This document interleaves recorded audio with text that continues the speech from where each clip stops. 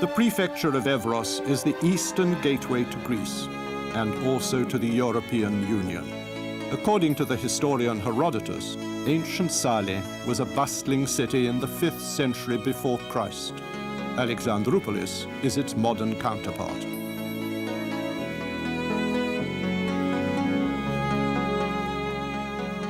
The city is laid out along the lines of a model street plan.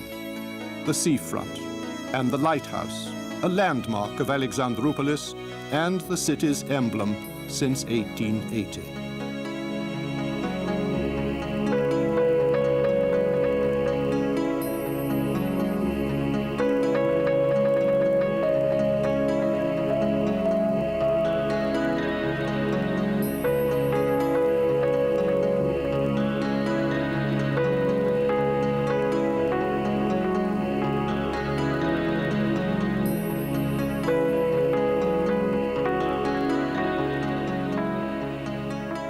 This enterprising modern city holds a trade fair every year, with exhibitors and visitors coming from all neighboring countries.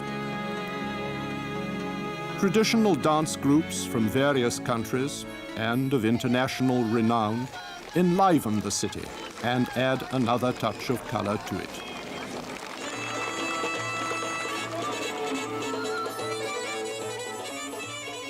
Among the many cultural events arranged by the municipality, particularly in summertime, those held in the open-air theatre attract large crowds and are a focal point of visitors' interest.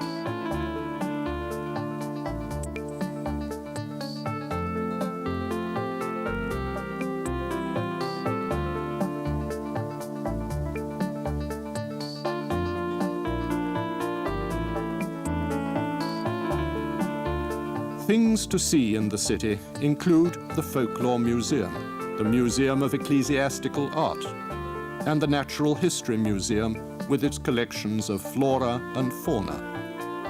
The natural and cultural heritage of the Thracian people may be studied in these three museums.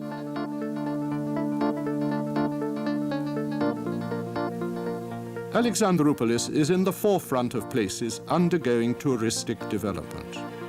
It already provides an effective range of services catering to the pocket of every visitor. One can select a hotel with first-class facilities or an outstanding camping site, the poolside comforts of a swimming pool, or the seclusion of an isolated beach.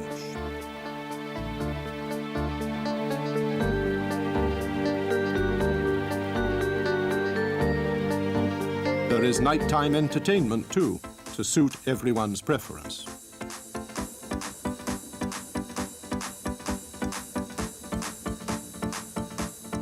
To the west of Alexandroupolis is the summer resort of Makri, with its small harbor of Platanos and the Cyclops Cave. The golden strands of Alexandroupolis, indeed of the whole Thracian seashore, have never failed to be awarded the blue flags that denote clean coastal waters. The westernmost point of the district of Alexandroupolis is ancient Mesimvria, or Zoni.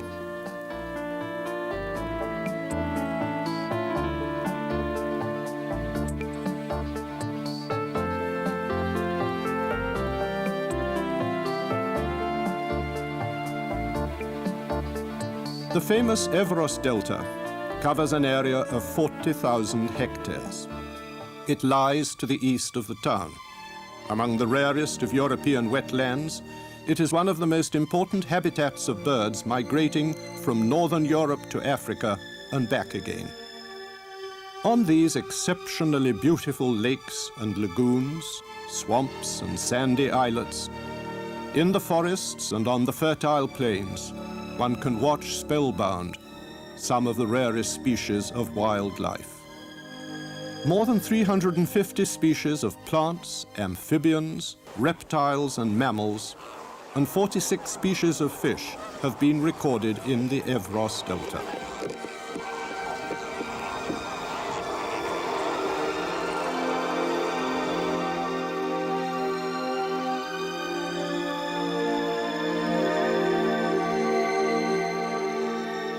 Dalmatian pelicans are a common sight in midwinter as they migrate across the Έβρος Delta. The famous forest of Dadia lies at the center of the Έβρος prefecture. 36 of the 39 species of predatory birds remaining in Europe find a refuge in this forest.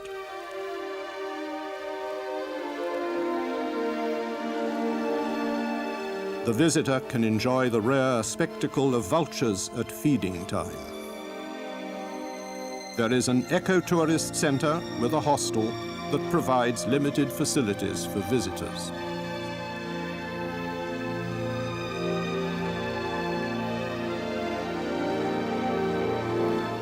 North of Alexandroupolis is the Byzantine fortress of Potamos.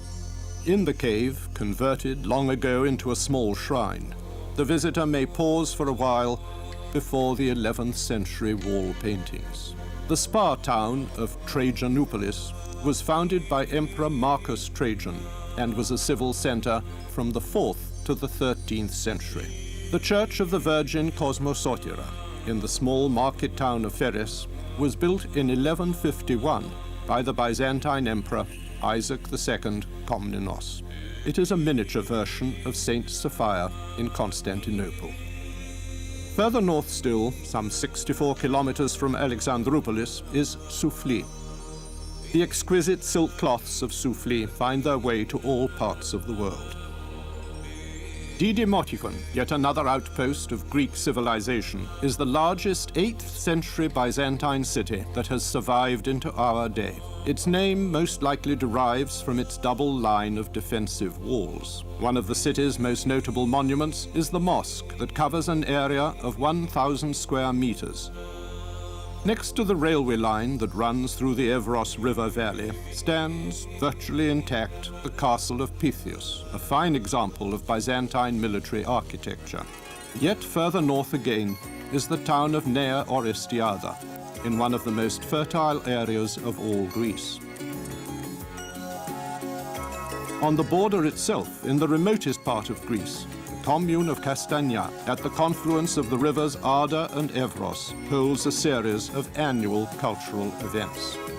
Here, every summer, devotees of an uncomplicated and natural way of living can renew their dreams and hopes for the peaceful coexistence of all peoples in the Balkan Peninsula.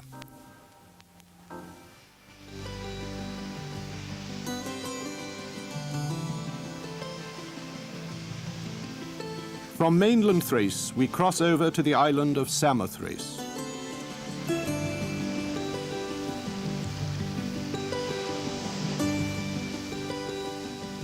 The hamlet of Kamariotissa welcomes the visitor in the best of all possible ways. It is a traditional community living in low-built houses, standing one against the other.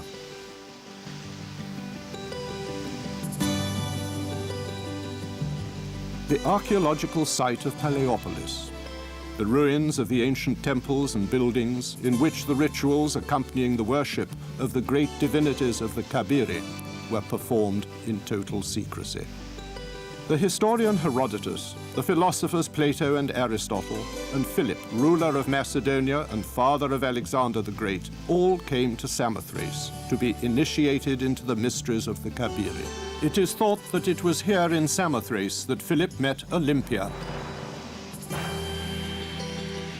The ancient theatre of Paleopolis, its seating constructed of porphyry and limestone blocks, is one of the finest in all Greece.